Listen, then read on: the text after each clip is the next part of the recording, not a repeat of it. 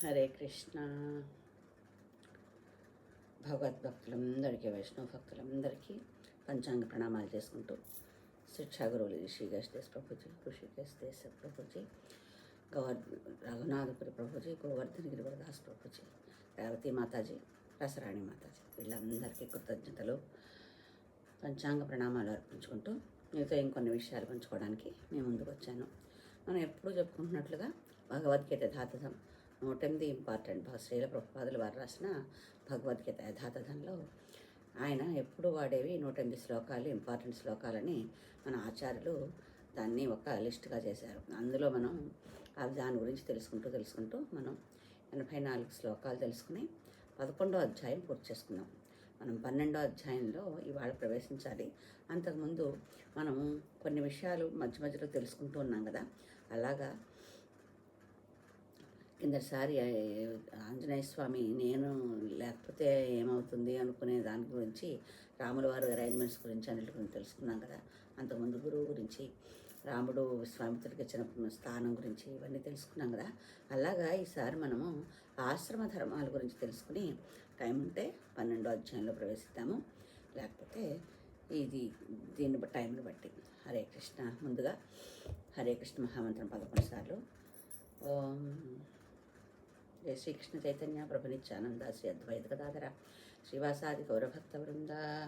హరే కృష్ణ కృష్ణ కృష్ణ హరే హరే, హరే రామ రామ రామ హరే హరే, హరే కృష్ణ కృష్ణ కృష్ణ హరే హరే, హరే రామ రామ రామ హరే హరే, హరే కృష్ణ కృష్ణ కృష్ణ హరే హరే, హరే రామ రామ రామ హరే హరే, హరే కృష్ణ కృష్ణ కృష్ణ హరే హరే, హరే రామ రామ రామ హరే హరే, హరే కృష్ణ కృష్ణ కృష్ణ హరే హరే, హరే రామ రామ రామ హరే హరే, హరే కృష్ణ కృష్ణ కృష్ణ హరే హరే, హరే రామ రామ రామ హరే హరే, హరే కృష్ణ కృష్ణ కృష్ణ హరే హరే, హరే రామ రామ రామ హరే హరే, హరే కృష్ణ కృష్ణ కృష్ణ హరే హరే, హరే రామ రామ రామ హరే హరే, హరే కృష్ణ కృష్ణ కృష్ణ హరే హరే, హరే రామ రామ రామ హరే హరే, హరే కృష్ణ కృష్ణ కృష్ణ హరే హరే, హరే రామ రామ రామ హరే హరే,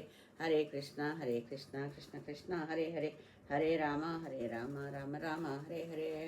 జయ శ్రీకృష్ణ చైతన్య ప్రభు నిత్యానంద శ్రీ అద్వైత గదాధర శ్రీవాసాది గౌరభక్త వృంద. హరి బోల్. నిత్య గౌర ప్రేమానందే హరి బోల్. మంగళాచరణం. ఓం జ్ఞానతిమిరాంధస్య జ్ఞానాంజనశలాకయ చక్షుర్వున్మిళితం యేన తస్మై శ్రీగురవే నమః. శ్రీచైతన్యమనోభీష్టం స్థాపితం యేన భూతలే స్వయం రూపః కదా మह्यं దదాతి స్వాపదాంతికం. వందేహం శ్రీగురో శ్రీయుతపదకమలం శ్రీగురూన్ వైష్ణవాశ్చ శ్రీరూపం సాగ్రజాతం సహగణ రఘునాథాన్వితం తం సజీవం సాద్వైతం సావధూతం పరిజనసహితం కృష్ణ చైతన్యదేవం శ్రీరాధాకృష్ణపాదాన్ సహగణ లలితా శ్రీవిశాఖాన్వితాశ్చ. హే కృష్ణ కరుణా సింధో దీనబంధో జగత్పతే గోపేశ గోపికా కాంత రాధాకాంత నమోస్తుతే. తప్త కాంచన గౌరాంగీ రాధే వృందావనేశ్వరి వృషభానుసుతే దేవి ప్రణమామి హరిప్రియే. ఓం నమో విష్ణుపాదాయ కృష్ణప్రేష్ఠాయ భూతలే శ్రీమతే తే పతాకస్వామిన్యతి నామినే నమో ఆచార్యపదాయ గౌరనితాయ ప్రదాయనే గౌరకథాదామాదయానగ్రగ్రామతారిణే.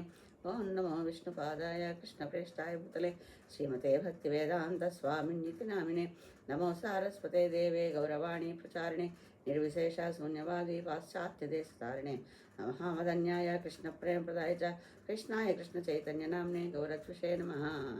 వాంఛాకల్పతరుభ్యశ్చ కృపా సింధుభ్యవ చ పతితానాం పావనేభ్యో వైష్ణవేభ్యో నమో నమః.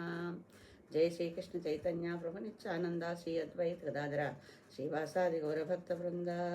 హరే కృష్ణ కృష్ణ కృష్ణ హరే హరే, హరే రామ రామ రామ హరే హరే. ఓం నమో భగవతే వాసుదేవాయ. ఓం నమో భగవతే వాసుదేవాయ. ఓం నమో భగవతే వాసుదేవాయ. మూకం కరోతి వాచాలం భంగం లంఘయతే గిరిం యత్కృపాతమహం వందే శ్రీగురుం దీనతారిణం పరమానందమాధవం శ్రీచైతన్య ఈశ్వరం. హరే కృష్ణ. జయ జయ శ్రీ చైతన్య జయ నిత్యానంద జయ అద్వైత చంద్ర జయ గౌరభక్త బృంద జయ జయ శ్రీ చైతన్య జయ నిత్యానంద జయ అద్వైత చంద్ర జయ గౌరభక్త బృంద జయ జయ శ్రీ చైతన్య జయ నిత్యానంద జయ అద్వైత చంద్ర జయ గౌరభక్త బృంద హరే కృష్ణ కృష్ణ కృష్ణ హరే హరే హరే రామ రామ రామ హరే హరే. హరే కృష్ణ. మీకు ముందుగా చెప్పినట్లుగా మనం ఆశ్రమ ధర్మాల గురించి తెలుసుకుందాం అనుకున్నాం కదా. ఇది ఎప్పుడూ చెప్తున్నట్లుగా చైత్రశ్రీ ఫౌండేషన్ వారు పంపించిన దాంట్లో మీకు కొన్ని విషయాలు చదివి వినిపిస్తూ ఉంటాం కదా. అందులో ఇది మనం ఎందుకంటే ఆశ్రమాలు మనం బ్రహ్మచర్యాశ్రమం, గృహస్థాశ్రమము, మళ్ళీ వానప్రస్థాశ్రమం ఇవన్నీ గురించి వింటూ ఉంటాం కదా. యజ్ఞాల గురించి అదేమిటో తెలుసుకుందాం. ఇది ఇందులో నాకు వాళ్ళు పంపించిన దాన్ని మీతో పంచుకుందాం అనిపించింది. అందుకని ఈరోజు ఆశ్రమ ధర్మాలేంటి, దాని గురించి ఇంకా ఏం చెప్పారు, వానప్రస్థాశ్రమం, సన్యాసాశ్రమం, రుణాలేంటి, సిద్ధాంతాలేంటి, త్రిగుణాలేంటి, స్మృతులు, ఇతిహాసాలు, దర్శనాలు, ఇవన్నీ చాలా విషయాలు ఇందులో ఉన్నాయి. మనకి ఈరోజు ఎంతవరకు అయితే అంతవరకు చదువుకుని మిగతాది నెక్స్ట్ ఎపిసోడ్లో కంప్లీట్ చేసుకున్నప్పుడు 12వ అధ్యాయంలోకి ప్రవేశిద్దాం. హరే కృష్ణ. ఆశ్రమ ధర్మాలంటే వీటినే వర్ణాశ్రమ ధర్మాలని కూడా అంటారు. అవి 4. 1 బ్రహ్మచర్యాశ్రమం, 2 గృహస్థాశ్రమం, 3 వానప్రస్థాశ్రమం, 4 సన్యాసాశ్రమం. గృహస్థాశ్రమం ఫస్ట్ది బ్రహ్మచర్యాశ్రమం. బ్రహ్మచర్యాశ్రమం ఈ ఆశ్రమంలో గురువు వద్దనే ఉండి వేదాధ్యయనం చేయాలి. గురువును ప్రసన్నం చేసుకుంటూ విద్యార్థులు వేదాధ్యయనం ప్రారంభిస్తారు. బ్రహ్మచారిగా ఇంద్రియ నిగ్రహాన్ని పాటించి జ్ఞానయజ్ఞం చేస్తారు. ఇవన్నీ మనకి కలియుగంలో జరిగేవి కాదు, కానీ జనరల్గా దాని గురించి తెలుసుకోవడం మనకు అవసరం. బ్రహ్మచర్యాశ్రమం ఉంది కానీ అంటే పెళ్లి కాని వరకు బ్రహ్మచార్యులు అంటారు వాళ్ళందరినీ. ఇవి మనకి వేదాల్లో చెప్పినవి ఎలా చెప్పారు అనే విషయం గురించి ఇందులో వీళ్ళు తెలియజేస్తున్నారు. గృహస్థాశ్రమం అంటే ఒక వ్యక్తి వివాహం చేసుకోవడం ద్వారా బ్రహ్మచర్యాశ్రమం నుండి గృహస్థాశ్రమంలోకి ప్రవేశిస్తాడు. ధర్మాచరణ, సంతానోత్పత్తి ద్వారా సమాజం ముందుకు కొనసాగడానికి తోడ్పడతాడు. ఈ బ్రహ్మచర్యాశ్రమంలో గురువు వద్దనే ఉండి అక్కడ ఆశ్రమంలో ఉండి చదువుకోవడం చేయడానికి కలియుగంలో సాధ్యం కాకపోయినా గృహస్థాశ్రమంలో చేయాల్సినవి గృహస్థులుగా ఉన్నవాళ్ళు పాటించవచ్చు. సంతానోత్పత్తి ద్వారా సమాజం ముందుకు కొనసాగడానికి తోడ్పడతాడు. కుటుంబ జీవనాన్ని కొనసాగిస్తాడు. ఆ సంతానం సత్సంతానం అయ్యేలాగా వచ్చిన వాళ్ళని మంచి ఒక విలువలు మంచిగా నేర్పి వాళ్ళని పెంచడంలో గృహస్థాశ్రమం యొక్క ఈ దంపతుల యొక్క బాధ్యత ఉంటుంది. వాళ్ళకి సమాజం మీద పిల్లల్ని కనేసి సమాజాన్ని ముందుకు కొనసాగడానికి వాళ్ళ మీద సమాజం మీద వదిలేయడం కాదు, సమాజంలో వాళ్ళు ఎలా ప్రవర్తించాలి, పెద్దలతో ఎలా ప్రవర్తించాలి, సమవయస్కులతో ఎలా ప్రవర్తించాలి, వాళ్ళకంటే చిన్నవాళ్ళని ఎలా ఆదరించాలి, పెద్దల్ని ఎలా గౌరవించాలి, ఈ విషయాలన్నీ వాళ్ళకి నేర్పిస్తూ వాళ్ళని పెంచడం గృహస్థాశ్రమం యొక్క దంపతుల యొక్క ముఖ్యమైన కార్యక్రమం అన్నట్టు. వాళ్ళ బాధ్యత అది. అలా మనం కనీసం మనకేదో లేక పుట్టారు వాళ్ళని గారం చేసేసి వాళ్ళు ఏదంటే ఇది ఇచ్చేసి వాళ్ళకి విలువలు నేర్పకుండా పెంచడం అనేది గృహస్థాశ్రమంలో చాలా తప్పు అవుతుంది. మనకి సమాజం పెరుగుతోంది, మన వల్ల సమాజం ముందరకు జరుగుతోంది అంటే సమాజంలో ఒక సంతానోత్పత్తి వల్ల సమాజంలో యొక్క ప్రజలు పెరుగుతున్నారు అంటే దాంట్లో మన పెరగడానికి ఒకటే మనం కారణం కాకూడదు. అది మంచిగా ఉండేలాగా ధర్మాన్ని పాటిస్తూ ముందరకు నడవడానికి మనం ఏం సాయం చేయగలమో, మనం ఎలా ఉపయోగించుకోవడంలో అని ఆలోచించుకుని మన పిల్లల్ని సత్ప్రవర్తనలో ఉండేలాగా పెంచడం ముఖ్యమైన బాధ్యత గృహస్థాశ్రమం వాళ్ళకి.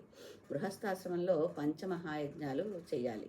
ఆశ్రమంలో 5 యజ్ఞాలు ఉంటాయట. బ్రహ్మయజ్ఞం అంటే వేదాధ్యయనం, పితృయజ్ఞం అంటే తర్పణం, శ్రాద్ధక్రియలు. బ్రహ్మయజ్ఞం అంటే వేదాధ్యయనం అంటే ఇదివరకు యజ్ఞాలు చేసేవాళ్ళు, కానీ మన కలియుగంలో మామూలుగా అగ్నిహోత్రంతో చేసే యజ్ఞాలు అక్కర్లేదన్నారు కాబట్టి వేదాధ్యయనం, పుస్తకాలు పఠనం చేయడం, ఆ పట్టణంలో మనం ఆచరించడానికి ప్రయత్నించడం, ఆ చదివింది నలుగురికి చెప్పడానికి ప్రయత్నించడం అనేది బ్రహ్మయజ్ఞం. పితృయజ్ఞం అంటే తర్పణం, శ్రాద్ధక్రియలు. మన పెద్దవాళ్ళు పరమపదించిన వాళ్ళకి, తల్లిదండ్రులకి శ్రాద్ధకర్మలు చేస్తారు కదా, దాన్ని పితృయజ్ఞం అంటారనమాట. తర్పణాలు అమావాస్యకి తర్పణాలు వదులుతారు. దీన్ని పితృయజ్ఞం అంటారు. దైవయజ్ఞం అంటే కర్మకాండలు, హోమాలు. మనం రోజు చేసే కర్మని కర్మకాండలు, హోమాలు. ఇప్పుడు మనకి చండీ హోమం అని, గణపతి హోమం అని అలా చేస్తున్నారు కదా, అవి కూడా దైవయజ్ఞం కింద వస్తాయి. భూతయజ్ఞం అంటే బలి అర్పణలు. భూయజ్ఞం అంటే బలి ఇచ్చేది, అర్పణలు అనేది భూతయజ్ఞం కింద వస్తుంది. నృయజ్ఞం అంటే అతిథులకు, పేదవారికి సేవ చేయడం. చాలామంది పేదవారికి సేవ చేయడానికి ఎన్నో సంస్థలను ఏర్పాటు చేసి చాలామంది వాళ్ళకి అవసరమైన కార్యక్రమాలన్నీ చేస్తున్నారు. ఇంకా తర్వాతది వానప్రస్థాశ్రమం. పిల్లలకు వివాహం జరిపించి వారి సంతానంతో గడిపిన తర్వాత వ్యక్తి వానప్రస్థంలోకి ప్రవేశిస్తాడు. అంటే వాళ్ళ పిల్లలకి పెళ్లి చేశాక, వాళ్ళకి మనవలు పుట్టాక, వాళ్ళతో కొంతకాలం గడిపిన తర్వాత వానప్రస్థాశ్రమంలో ప్రవేశించాలి. భార్యతో పాటు అడవులకు వెళ్ళి నివాసం ఏర్పరచుకుంటాడు. భార్యతో ఉన్నప్పటికీ సంసార బంధాన్ని కొనసాగించకుండా ఆమెతో ఉంటూనే శారీరకంగా దూరంగా ఉంటూ వానప్రస్థ విధులను నిర్వహిస్తాడు. హోమాలు చేస్తూ దైవచింతనతో గడుపుతాడు. గృహస్థ సన్యాశ్రమాశ్రాలకు వారధిగా వానప్రస్థాశ్రమం ఉంటుంది. ఇంత వానప్రస్థాశ్రమం తర్వాత సన్యాసాశ్రమం కాబట్టి ఈ గృహస్థాశ్రమానికి సన్యాసాశ్రమానికి మధ్యలో ఉండేది వానప్రస్థాశ్రమం. ఈ పిల్లలు పెళ్ళయ్యి మనవలు పుట్టాక మన అడవులకు వెళ్ళిపోతారట. మనకి ఇప్పుడు కలియుగంలో అలా అడవులకు వెళ్ళడానికి లేకపోయినా మన విషయాల్ని వాళ్ళ విషయాల్లో దూర్చేయకుండా మనం ఎంతవరకు ఉండాలో అంతవరకు ఉండటం కూడా కలియుగంలో వానప్రస్థం కిందే వస్తుందేమో అని అనిపిస్తుంది నాకు. ఎందుకంటే ఇలా బయటకు వెళ్ళిపోయి అడవుల్లో ఉండే పరిస్థితి ఇప్పుడు లేదు కాబట్టి ఆ శరీరం దానికి సహకరించే విధంగానూ లేదు కలియుగంలో. అలాంటి అరేంజ్మెంట్స్ లేవు. అప్పుడు అందరూ చాలామంది అలాగా వానప్రస్థాశ్రమంలోకి వెళ్ళి ఉండేవారు కాబట్టి అన్నీ అక్కడికక్కడే ఒక ఆశ్రమంలాగా వేసుకుని అన్ని సౌకర్యాలు అక్కడే, మినిమం సౌకర్యాలు అక్కడ సమకూర్చుకోగలిగేవారు. ఇప్పుడు మనకు ఆ పరిస్థితి లేదు కాబట్టి మనం ఇంట్లో పిల్లలతో ఉన్నా కూడా వాళ్ళ జీవితాన్ని వాళ్ళు జీవించేలాగా మనం వాళ్ళ విషయాల్లో ప్రవేశించకుండా ఉండడం కూడా వానప్రస్థాశ్రమం కిందే అనిపిస్తుందేమో అని నాకు అనిపించింది. సన్యాసాశ్రమం అంటే ఈ ఆశ్రమంలో పూర్వపు జీవితంతో పూర్తిగా బంధాన్ని పెంచుకుంటారు. భార్యను కూడా విడిచి ఒంటరిగా సన్యాసాశ్రమంలోకి ప్రవేశిస్తారు. అంటే మనకి వానప్రస్థాశ్రమంలో భార్యను కూడా తీసుకెళ్ళినా భార్యతో శారీరక బంధాలు పెంచుకోకుండా వాళ్ళిద్దరూ కలిసి దైవచింతన చేస్తూ ఉండడం అనేది వానప్రస్థాశ్రమం కింద వస్తుంది. సన్యాసాశ్రమం వల్ల కాదు, భార్యను కూడా విడిచిపెట్టేసి వీళ్ళు పూర్తిగా భావబంధాలని, అంటే పిల్లలతో సంబంధం కానీ భార్యతో సంబంధం కానీ ఏమీ లేకుండా వాటిలన్నింటినీ తుంచేసుకుని భార్యను కూడా విడిచి ఒంటరిగా సన్యాసాశ్రమంలోకి ప్రవేశిస్తారు. కఠినమైన ఆహార నియమాలు ఉంటాయి. ఇంద్రియాలను అదుపులో ఉంచుకుని సన్యాసిలా జీవించాలి. పూర్తి సమయాన్ని దైవచింతనతో గడపాలి. అడవుల్లో కాకుండా ఊరూరా తిరుగుతూ ఆదర్శ బోధనలు చేస్తూ దైవానికి దగ్గరవ్వాలి. ఈ సన్యాసాశ్రమం అనేది ఇలా ఉంటుంది అని వాళ్ళకి, సన్యాసాశ్రమంలో ఉన్న వాళ్ళకి ఆహార నియమాలన్నీ ఇంకేమేమి చేయాలి అనేవన్నీ కూడా చాలా ఉంటాయి. ఇంద్రియాలను అదుపులో ఉంచుకుని, ఇంద్రియం అంటే ఓన్లీ కామంతో చేసే ఆ ఇంద్రియం అని అనుకోకూడదు మనం. ఇంద్రియం అంటే అన్నీ కూడా వస్తాయి. ఆ రుచి గురించి కానీ, వినడం గురించి కానీ, వాసన చూడడం గురించి కానీ ఇవన్నీ ఉంటాయి కదా, వాటిలన్నింటినీ కూడా మనం కంట్రోల్లో పెట్టుకుని ఊరూరా సమయాన్ని, అడవుల్లో కాకుండా సమయాన్ని ఊరూరా తిరుగుతూ వాళ్ళకి వచ్చిన విషయాల్ని నలుగురికి పంచడానికి ప్రయత్నించాలన్నమాట. వాళ్ళ ప్రజలకి ఆదర్శంగా ఎలా ఉండాలి, ఏం చేస్తే బాగుంటుంది, మనకి ఇప్పుడున్న ఈ టైం ప్రకారం దేశకాలమాన పరిస్థితులు అంటారు కదా, దాని ప్రకారము ఈ టైంలో ఎలా ఉండాలి అనే విషయాన్ని బోధించడం అవసరం అన్నమాట. ఈ విధంగా మనిషి తన జీవితంలో ధర్మ, అర్థ, కామాలను సాధించి దైవ చింతనతో శాశ్వత జీవితం గడుపుతూ మోక్షానికి దగ్గరవుతాడు. మనకి ఇప్పుడు ఇది కూడా మనకి కలియుగంలో ఆ సన్యాసాశ్రమం కూడా ఎవరు తీసుకుంటున్నట్లుగా లేదు. ఆఖరి నిమిషం వరకు భార్యతోటే, అంటే సంసారంలోనే ఉంటూనే ఆఖరి నిమిషం ఊపిరి వదిలేస్తున్నారు. కానీ విడిగా దీంట్లో చెప్పినంతగా కలియుగంలో ఎక్కడో కొంతమంది చేస్తున్నారు. కానీ అది ప్రతి గృహస్థుకు చేయడానికి వీలుగా ఉండలేదన్నట్టు అనిపిస్తుంది నాకంటే. ఎవరు చేస్తున్నట్టు ఈ వానప్రస్థాశ్రమం, గృహస్థాశ్రమం, సన్యాసాశ్రమం అందరూ వీలు తీసుకున్నారు అని నేను అంతగా వినడం జరగలేదు. అందుకని కలియుగంలో అది కూడా అంత ప్రాచుర్యం పొందలేదేమో. అంటే ఒకప్పుడు అది వేదాలు చెప్పిన ప్రకారం ఇవన్నీ ఆశ్రమాలు ఉన్నాయి. కానీ కలియుగానికి వచ్చేసరికి అవన్నీ మెల్లిమెల్లిగా వెనక్కి వెళ్ళిపోయాయి అనుకుంటాను. ఇంకా రుణాల దగ్గరికి వస్తే కనుకైతే, రుణాలు ఏంటంటే పుట్టిన ప్రతి వ్యక్తి తీర్చుకోవాల్సిన రుణాలు కొన్ని ఉంటాయి. ఇవి ఒక వ్యక్తికి ఎదుటివారి పట్ల ఉన్న బాధ్యతలను తెలియజేస్తాయి. రుణాలు తీర్చుకోవడం అంటే మనకి ఆ ఎదురుగుండా ఉన్న వ్యక్తులకి మనకి ఉన్న బాధ్యత ఏంటి అనే విషయం ఈ రుణాలు తెలియజేస్తాయని ఇందులో చెప్తున్నారు. ఇంకా పితృ రుణం, తన జన్మకు కారణమైన తండ్రి రుణం తీర్చుకోవడాన్ని పితృ రుణంగా చెప్తారు. మనకి జన్మనిచ్చిన తండ్రి రుణం తీర్చుకోవడం పితృ రుణం. గురు రుణం అంటే గురు శుశ్రూష చేయడం, గురుదక్షిణ చెల్లించడం, గురువుకు మంచి కీర్తిని సంపాదించి పెట్టడం ద్వారా విద్యను ప్రసాదించిన గురువు రుణం తీర్చుకోవాలి. గురు రుణం ఉంటుంది మనకి. చదువు విద్యాబుద్ధులు అన్నీ నేర్పించిన వాళ్ళకి గురుదక్షిణగా మనం వాళ్ళు ఏమడిగితే అడిగి, లేకపోతే వాళ్ళకి ఏది అవసరమైతే అది మనం సంపాదించి పెట్టి వాళ్ళకి ఇవ్వాల్సింది ఇచ్చి వాళ్ళ పేరు నిలబెట్టేలాగా ఉండాలి. అంటే మనం ఏమన్నా పని చేశానంటే ఏంట్రా వీడు ఎలా చేస్తున్నాడు, ఎవరి దగ్గర నేర్చుకున్నాడు, ఎవరు చెప్పారు చదువు అని అనిపించుకోకూడదు. ఇంత మంచిగా ఉన్నాడు, ఎక్కడ నేర్చుకున్నాడు అనే విషయంగా మన ప్రవర్తన ఉండాలన్నమాట. అందుకే మనం ఏం చేసినా కూడా మన తల్లిదండ్రులు, మన గురువు మనం చేసిన పని మీద రిఫ్లెక్ట్ అవుతారు. అందుకని మనం ఏం చేసినా కూడా ఆలోచించి చేస్తూ ఉండాలి. మనకు చెడ్డ పని చేసినా మంచి పని చేసినా కూడా వాళ్ళు కూడా ఇందులోకి లాగబడతారు. ఎవరి కొడుకు ఏ అమ్మ కన్నదో అని తల్లిని అంటారు, ఏ తండ్రి పెంచాడో అని తండ్రిని అంటారు, ఏ గురువు దగ్గర నేర్చుకున్నాడో అని గురువుని అంటారు. అందుకని వాళ్ళ పేర్లు కూడా మనం చేసే పనిలో మిళితమై ఉంటాయి. కాబట్టి అది మనం ఆలోచించుకుని మాకు ముందడుగు వేసేటప్పుడు ఈ యువతకి ముఖ్యంగా వీళ్ళు ఏం చేసినా ఏదో ఏదో ఏదో డబ్బులు కట్టేస్తున్నారు, ఏదో కాలేజీలో చదివేస్తున్నారు, వాళ్ళు ఏదో చెప్పేస్తున్నారు, వీళ్ళు ఏదో నేర్చేసుకుంటున్నారు కాదు. వాళ్ళు ఎక్కడ నేర్చుకున్నా కూడా ఈ కలియుగంలో కూడా ఎక్కడ నేర్చుకున్నా కూడా అక్కడ ఏ ఇన్స్టిట్యూట్లో నేర్చుకున్నారు అనేది కూడా ముఖ్యమే అనిపిస్తుంది. అది కూడా వాళ్ళకి పలానా దొడ చేర్చుకున్నారా బాగున్నారని. తండ్రి కూడా ఇప్పుడు వాళ్ళకి గురువుల కంటా కూడా తల్లిదండ్రుల బాధ్యత ఎక్కువైపోయింది కలియుగంలో.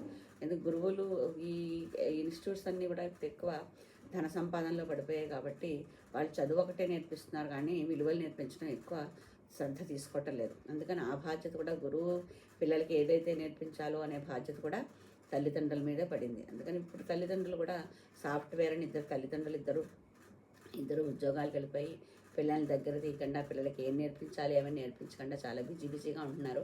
అది సంఘానికి చాలా హాని కలిగిస్తుంది.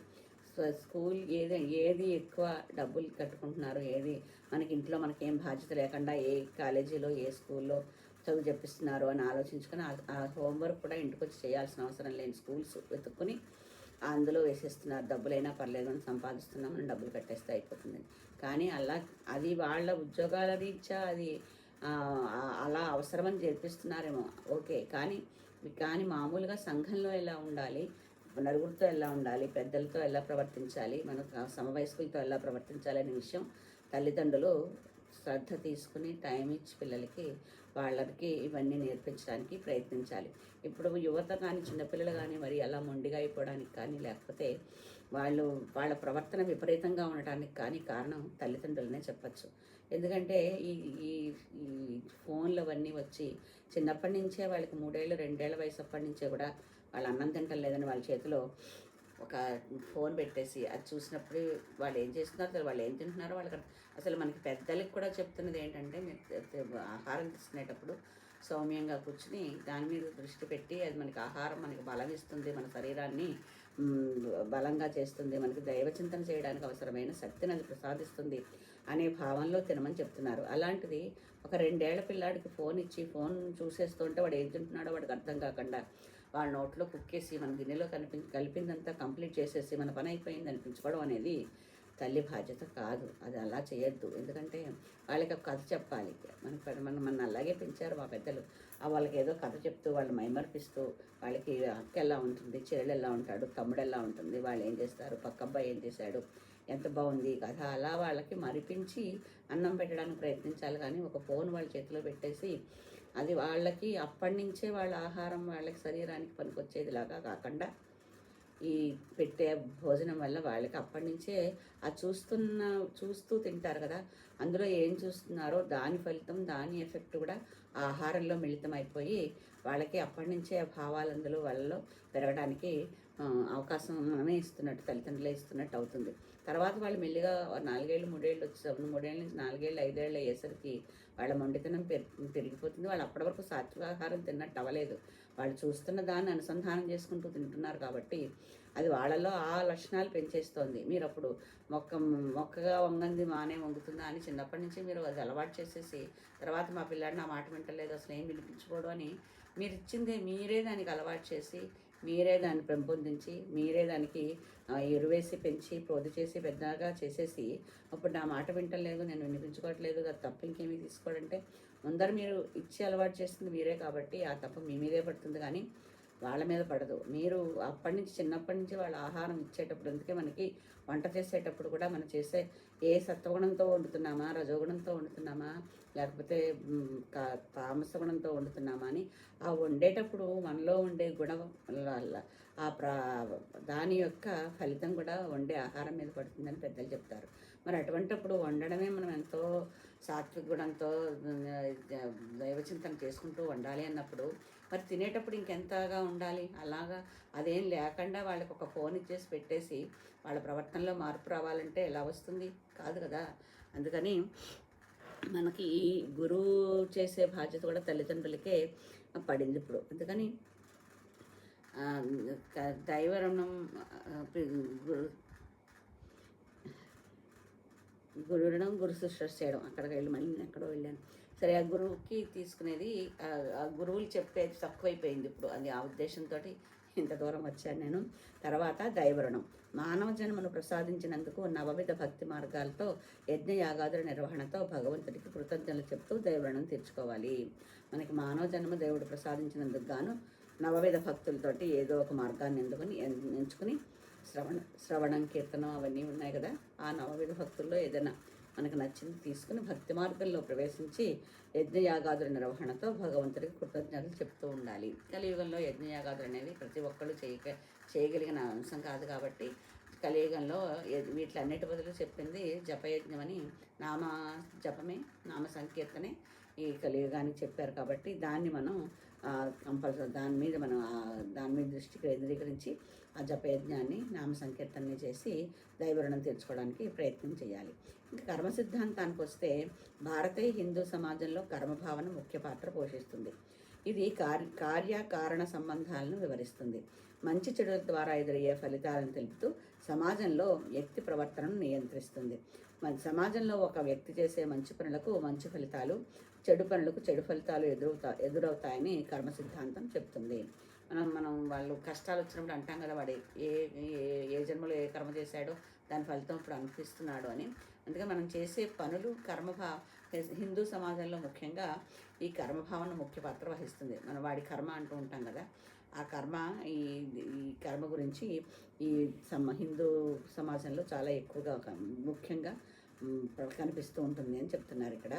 వ్యక్తి బాహ్య అంతర్గత ప్రవర్తనను నియంత్రించడం దీని ముఖ్య ఉద్దేశం. అంటే మనకి ఈ కర్మ వల్ల ఈ ఫలితం వస్తుంది అని అనుకున్నప్పుడు ఆ ఫలితం మనకి చెడు ఫలితం మనకు వద్దు అనుకున్నప్పుడు మంచి పనులు చేయాలి అని అది నియంత్రించడం ద్వారా అంటే మనకి బాహ్య అంతర్గత ప్రవర్తన, మనం బయటికి ఎలా ప్రవర్తిస్తున్నాము, మనసా వాచా కర్మణ అంటాం కదా, అందుకని అంతర్గతంగా ఏం ఆలోచిస్తున్నామని వీటి రెండింటిని అది నియంత్రించడానికి కర్మ సిద్ధాంతం పనిచేస్తుంది. కర్మ ఆలోచనలు సద్భావన కలిగిన మాట మనం చేసే పనులు, మనం ఇతరులతో చేయించే పనుల ద్వారా వ్యక్తమవుతుంది.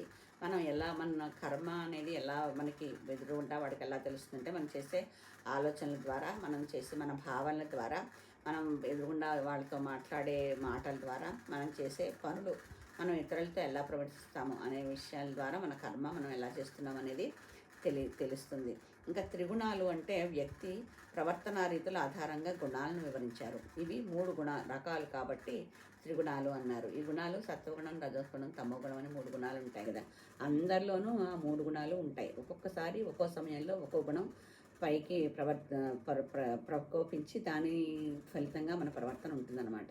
అందరూ మొత్తం శుద్ధ సత్వగుణంలోనూ ఉండరు, అందరూ రజోగుణంలోనూ ఉండరు, అందరూ మొత్తం అంతా తమోగుణంలోనూ ఉండరు. సత్వగుణంలో ఉన్న వాళ్ళలో కూడా అప్పుడప్పుడు తమో గుణాలు కూడా వస్తూ ఉంటాయి. అది మొత్తం 24/7 సత్వగుణంలో ఉండడం అనేది చాలా అరుదు. అది అప్పుడు ఆ గుణాలను బట్టి మన ప్రవర్తన ప్రవర్తించే ప్రవర్తన మనకి ఆ గుణం మీద ఆధారపడి మన ప్రవర్తన ఉంటుందన్నమాట. అప్పుడు మనం అనుకుని వీడికి బీపీ ఎక్కువైనట్టు వాడు అలా మాట్లాడుతున్నాడు అంటాం కదా, అది రజోగుణం ద్వారా వస్తుందన్నమాట. అలాగా గుణాలు ప్రతి వ్యక్తిలోనూ కూడా 3 గుణాలు ఉంటాయి. ఆ 3 గుణాలు బట్టే మన ప్రవర్తన ఉంటుంది. అయితే స్మృతులు అంటే స్మరణ చేసుకోవడం ద్వారా నేర్చుకునేవి, గ్రంథ రూపంలో అధ్యయనం చేసేవి. మనుస్మృతి, గృహసూత్రాలు, గృహ్య సూత్రాలు, ధర్మ సూత్రాలు, సూత్ర గ్రంథాలు, స్మృతులు అంటారు. స్మృతులు అంటే స్మరణ చేసుకోవడం ద్వారా, అంటే మనం దాన్ని గుర్తు చేసుకోవడం ద్వారా నేర్చుకునేవి స్మృతులు అంటారట. ఇవి గ్రంథ రూపంలో మన పుస్తకాలు అధ్యయనం చేస్తూ ఉంటాం కదా, అధ్యయనం చేయడాన్ని, దాన్ని చేసిన దాన్ని మనం గుర్తుపెట్టుకోవడం, దాన్ని మననం చేసుకోవడం, దాన్ని స్మృతులు అంటారు. పురాణాలేమో అష్టాదశ పురాణాలు వీటి కిందకు వస్తాయి. అష్టాదశ పురాణాలు వ్యాస మహర్షి రాసినవి, అలాగే భాగవతం కూడా అందులోకి వస్తుంది అని వీరు ఇక్కడ ఉదహరిస్తున్నారు. భాగవతం కూడా వ్యాస మహానుభావుడు వ్యాస భగవానుడు 18 పురాణాలు రాశాక తనకి ఎంత సాటిస్ఫాక్షన్ లేదు. ఏంటో ఇన్ని పురాణాలు రాసినా ఎవరు ఈ పురాణాలను ఫాలో అవుతున్నట్లేదు, దాన్ని అనుసరించడానికి అనువుగా ఉన్నట్లేదు, ఇది రకరకాలు రాశాను కానీ అని బాధపడుతున్నప్పుడు నారద మహర్షి వచ్చి చెప్తాడనమాట. నువ్వు ఎన్నో రాసావు కానీ దేవాదేవుడైన శ్రీకృష్ణుడి యొక్క లీలని ప్రత్యేకంగా ప్రస్తావించలేదు ఎక్కడ. ఏదో అవసరం వచ్చినప్పుడు భారతంలో కూడా భారత యుద్ధం జరిగినప్పుడు, లేకపోతే పాండవులతో కృష్ణుడు ఎలా ప్రవర్తించాడో అనే విషయం గురించి రాసావు కానీ ఇది రాయలేదు. కాబట్టి భాగవత గ్రంథాన్ని దేవాదేవుని యొక్క లీలల్ని వర్ణిస్తూ, ఆయన గుణగణాలని వర్ణిస్తూ, ఆయన యొక్క దైవత్వాన్ని చెప్తూ చేస్తే కనుక నీకు సాటిస్ఫాక్షన్ లేదంటున్నావు కాబట్టి అసంతృప్తి అనేది పోతుంది అని నారద మహర్షి చెప్పినప్పుడు భాగవతం రాస్తారు. ఇవన్నీ కూడా వ్యాస భగవాను చేత రాసినవే, వాటిని పురాణాలు అంటారు అని ఇక్కడ తెలియజేస్తున్నారు. ఇంకా ఇతిహాసాలు, చరిత్రకు కల్పనలు జోడించి కథల రూపంలో రాసేవే ఇతిహాసాలు. ఇవి మానవ జీవన విధానాన్ని నిర్దేశించి మార్గదర్శనం చేస్తాయి. రామాయణ భారతాలన్నీ మనం చూస్తుంటే మనం ఎలాగా ఉండాలి, ఎలా మన జీవన విధానాన్ని ఎలా మార్చుకోవాలనే విషయం ఇతిహాసాల ద్వారా మనం నేర్చుకుంటాము. ఇంకా దర్శనాలు అంటే ఇవన్నీ షడ్ దర్శనాలు అంటారంటే అవి 6 ఉంటాయన్నమాట. షడ్ దర్శనాలు అంటే అవి సాంఖ్య, న్యాయ, యోగ, పూర్వ మీమాంస, ఉత్తర మీమాంస, వైశేషికాలు అనేవి షడ్ దర్శనాలు అంటారట.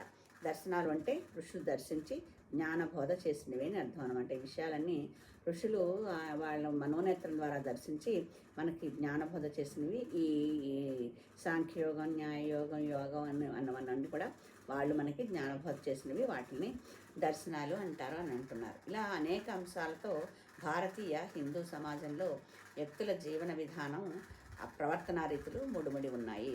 వీటిని భారతీయ సమాజ మూలాలుగా చెప్తారు. ఇంకా చాలా విషయాలు ఉన్నాయి. మనం నెక్స్ట్ క్లాస్లో కూడా ఈ విషయాలు నేర్చుకుందాము.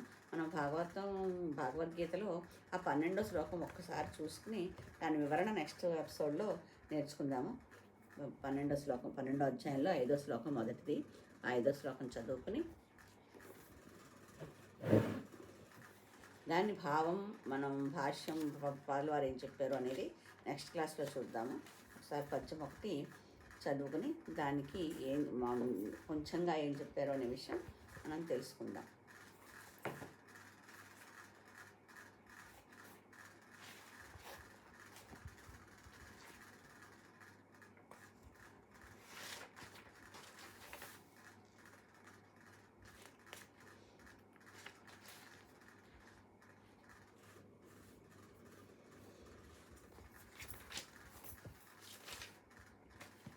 హరే కృష్ణ.